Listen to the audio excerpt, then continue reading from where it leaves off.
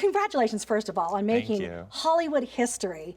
What has the process been like? What was it like? I mean, bringing the first ever, it's hard to believe even saying this. Yeah, it's big strange. budget rom-com to the big screen. About a gay couple, yeah. I mean, honestly, it started with me and Nick Stoller. Nick is a great comedy director. He made Forgetting Sarah Marshall and Neighbors. Judd Apatow, who produced Bros, has made some of the funniest movies ever. Bridesmaids, 40-Year-Old Virgin, Superbad, Knocked Up. and So good. Knocked Up, Trainwreck.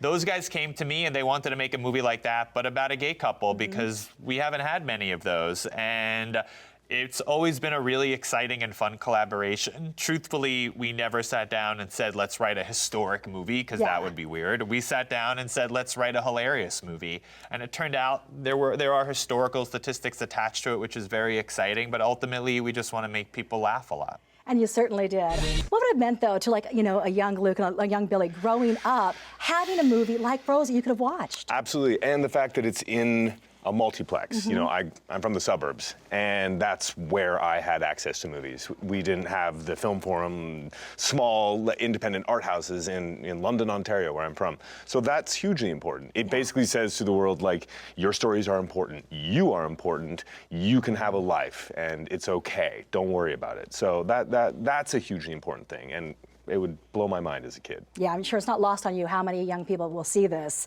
and see themselves represented for the first time like this. Yeah, and there's something about, we have gotten a lot of, queer content on streaming, on TV, and that's all wonderful. It's so important. It's changing lives. But I do think there's something special about seeing something on a big screen, and sitting with other people in public and watching it. Absolutely. Right? That is something that's very fun.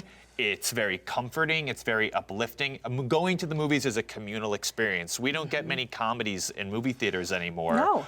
About straight people or gay people or anyone. You know, most of the movies we get in theaters are very dark, gritty. They're action movies, they're superhero movies, they're horror movies, and those are all great. But what happened to going to the movies to laugh with hundreds of people in a movie theater? And also, so much of the queer experience is when we all get together and do things. That's when change happens. When we think about the Stonewall riots, not that I'm comparing our movie to the Stonewall riots. Please don't. But it is really about people coming together and saying, here we are. And I think that is something that can happen in a movie theater too. And what I think is so great too is this movie is, first and foremost, entertaining. Exactly. It is universally appealing and has everything people love about rom-coms. I mean, even a falling in love montage, I was like, yes, yes. Yeah. But it also feels at the same time you're doing a lot of respect and being very honest to this story and making sure it represents correctly. Yeah, and it's a movie for everyone, It's a very honest movie about this gay couple, but so much of it is so relatable to everyone. We all have these experiences nowadays. If you're single,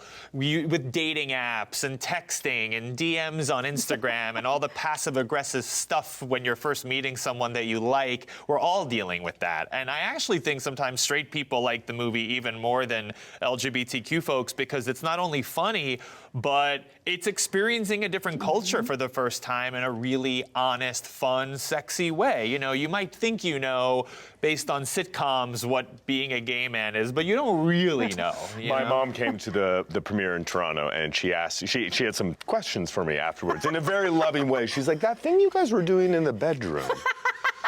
And, she loves me for every aspect of myself. And I was like, well, Mom, those are called poppers. Did I just give away a little bit too much? Well, maybe, but spoiler alert. Yeah, spoiler alert. Yikes. But I also too, not a spoiler alert, because I think you'll see in the trailer, this is the summer of no stunt butts. Because I just talked to Mark Wahlberg, his was real. You guys do all your own butt work. Oh, yeah. I was wondering what you were... Can I just say? Thank you. Yeah, it's a sexy movie. It is sexy. You guys look good. Thank you. It's fun, and that's part of it, Terrifying. And it's surprising to people. Yeah, shooting it's terrifying. But for people to watch it, I think it's part of the fun, It takes a lot to get people to leave their homes these days to watch a movie, so you have to give them something that feels new and exciting and sexy. By the way, being a contributor for Out and Advocate, we love your cover story, by the way. Thank you. And thank you for the love you gave the magazines and the movie, too. Of course, absolutely. That's like part of our lives. It's part of our culture. Yeah. Although I do have to say, from Vegas, you keep singing like that with that voice. Don't you think he's going to find himself with a Vegas residency He's going to soon? have a sit down in Vegas. Not at one of the better hotels. But is Harris still around? I don't know. Golden Nugget introduced. Yeah, exactly. Off strip in a very small room. Maybe, yeah.